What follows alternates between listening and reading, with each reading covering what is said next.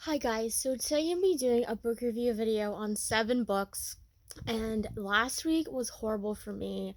I got sick with like some kind of stomach bug. I was throwing up everywhere and it wasn't pretty, so I might have forgotten what some of these books were about because my brain was just all discombobulated. My parents got sick with the thing I had, and so sorry if that was TMI, but that's the reason why if I don't remember the books, that's just how it is. So this one is a Harlequin book. This one is called Her Montana Twins. It's by Carolyn Azren. It's a large print book, so the chapters are going to be longer in it just because it's a larger print book. This is what it looks like. And it's about this woman who lives in this town where they're having this basket raffle auction type of celebration to raise money for something. I forget what it was. And she ends up working with this man who she kind of likes, but she doesn't. um she wants to have like a family with her twins that she had with somebody else. He died, I think in a war or something like that, and he's trying to tell her that, he's trying to take that void away, and she doesn't really want to. She wants to remember him because of course like she has these 2 young twins to him and stuff. And stuff is happening at the fairgrounds where they're having this festival, and this guy, his name was Brody, he ends up, the guy that she's gonna end up falling in love with, ends up trying to help, and she's worried about, he works in dangerous situations, and she wants to break it off because she can't handle that again like she did with her dead husband and stuff like that. So there's all these different, what's the word, there's all these different markers, I guess, that she thinks as to why she shouldn't be with this man. This one is called The Amish Midwife Secret. It's by Rachel J. Good. This is what it looks like. And it's about this woman who works in the Amish Mennonite community. He's retiring, and he wants this man who used to live in the community to be the doctor because he ended up leaving the Amish ways and to become a doctor. And the midwife and him have these dark secrets that they're keeping from each other, and neither one of them knows that the other one knows what their secret is. And then at the same time, they're both arguing because obviously like the Amish have a certain way of dealing with their sicknesses and their labors and births and stuff compared to what we're used to. And so they go back and forth bickering on what's the best way to take care of these expectant mothers and these other people that need help and stuff like that. And obviously he has to make the decision of, does he want to stay here knowing that most of the people in his community know what happened with him and some other woman. All this stuff's going on. It was a really good book. I mean, it's like a moderate length type of book, but I really liked it. Like, I could not put it down. Like, when I started reading it, like in the beginning, it was kind of like iffy, like if I wanted to read it or not. But as you get started more, when you get more and more through the book, you're like, oh my gosh, like I want to know if he finds out what she did and blah blah blah. So this one is self-explanatory. I don't know if I how many of these I have. I always like to read these travel guides, and this is like the best if you ever like need something for like a school project or a college project, or like you want to learn more about it.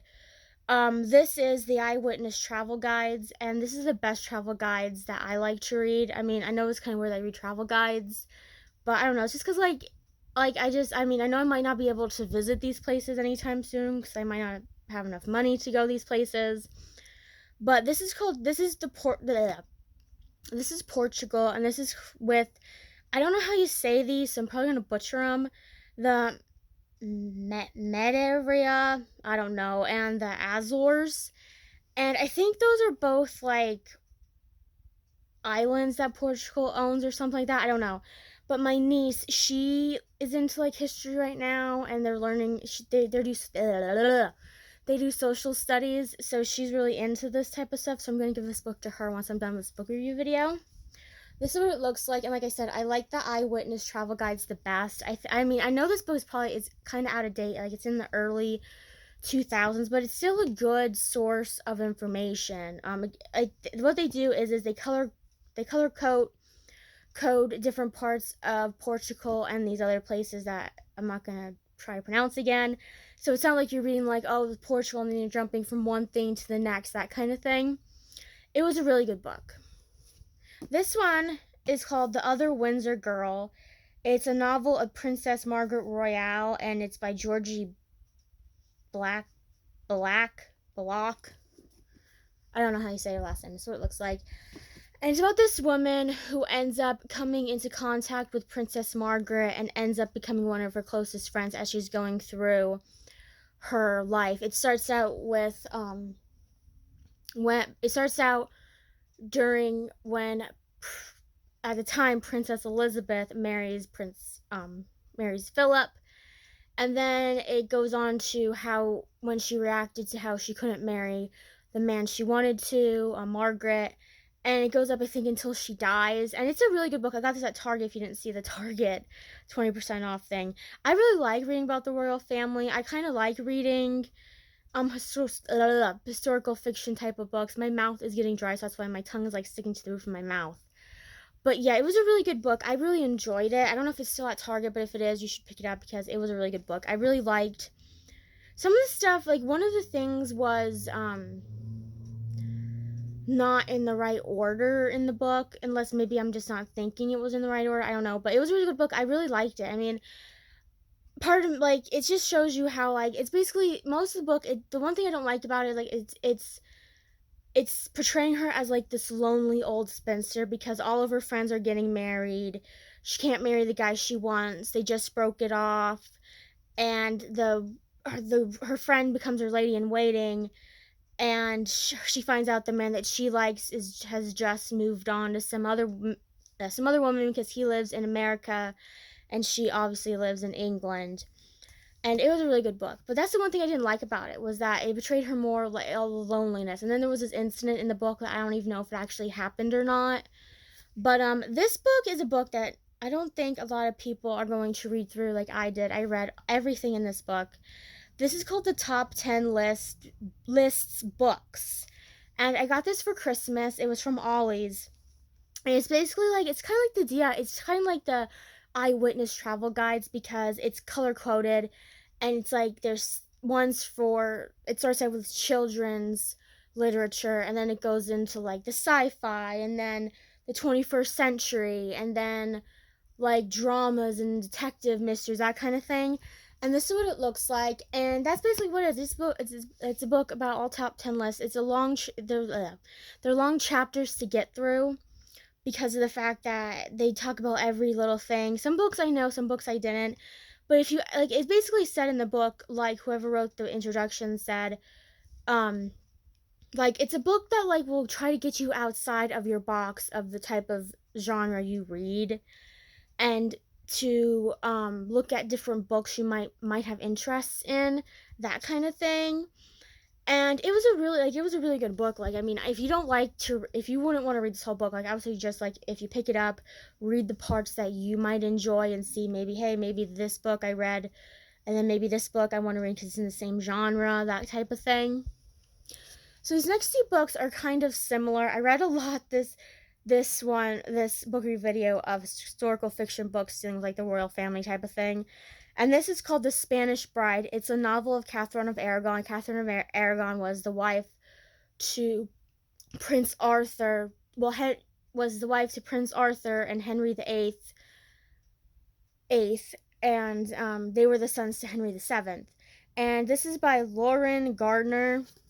So it looks like it's a small book. This book it's like the other books. It basically is like kind of like the Philippa Gregory books. Like it goes based on whatever year they're talking about or whatever season, and it goes all the way up to when she dies. And it starts out with her becoming how she became the bride to Henry's brother. Because first, if nobody remembers or nobody knows, she was first married to Henry's brother, the real heir to the throne, and then when he died, he married Henry VIII, and it goes through that too. And it was a good book. I mean, some of the things in it um were like, it was really a lengthy book. Like some of the chapters were really long, depending on how far they went, like a year or two into whatever it was about they were talking about. And it was a nice, it was a good book. I really liked it. This is the book I was reading before I got sick. So yeah, it was a good book, and it just shows you, like, I mean, it went in the chronological order, so that was good. It didn't, like, I just thought it was going to start out with her becoming Henry VIII's wife and that kind of thing, but it actually starts from the very beginning. So it was kind of like an historical fiction biography-ish type of thing, I guess. I don't know. Now this one was a little bit different. This one is a little confusing. This takes place when the Lancasters and the Yorks were going at it with each other to decide who was the real king of England. And this is called The Pale Rose of England. It's a novel of the Tudors. It's by Sandra Worth, and it takes place during Henry VII's reign. And it's about this, his name was Richard, and I think he was supposed to be, if he was the king, he was supposed to be King Richard the Fourth, I think, and her name was Catherine too. And it takes place in 1947, 1497, and it goes all the way up, I think, into like the 1500s or something. I don't remember. This book was just okay. Like, there were some things in it that the chapters were really long in it, and there was just some things in the book that I would have just been like, you didn't have to put that in. And basically what happens is they're at this war, like I said, with the Lancasters and the Yorks, and I don't remember which one is which.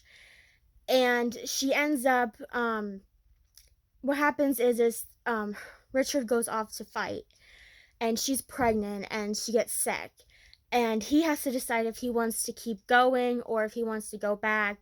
And she ends up getting captured, and Richard does too. And they both end up in the same place together, but they can't see each other unless it's like under scrutiny, and they're spies and everything. And she ends up working for, because she's like a princess of Scotland or something, and she ends up being part of the Queen's ensemble.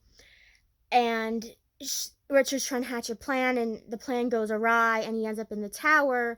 And here is when Henry VII decides, I'm gonna make I'm gonna make you look horrible so that people won't recognize you as this person that he keeps saying he is, which he really is. But Henry VIII is trying to get people to realize that he's not, so that they don't. Yeah, and then all this time, Catherine is trying to figure out where her son is. She was pregnant when they took her, but then her child didn't live because he was born. Her child was born early because of whatever kind of sickness she had.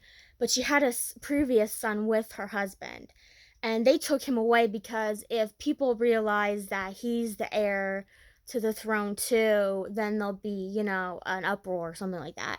So she doesn't know where her son is or anything like that. So here what happens is towards the end of the book, Henry VII dies, and her husband's dead, and she ends up being able to leave, and she finds her son and all this stuff. And it was a good book. It was an okay book. Like, it really, like, if you got confused with who each person was and what king would he have been if he was the real king and stuff like that, but you have to know a little bit about the history of that before you take on this book. Otherwise, you might get a little confused with what's going on, and figuring out, well, why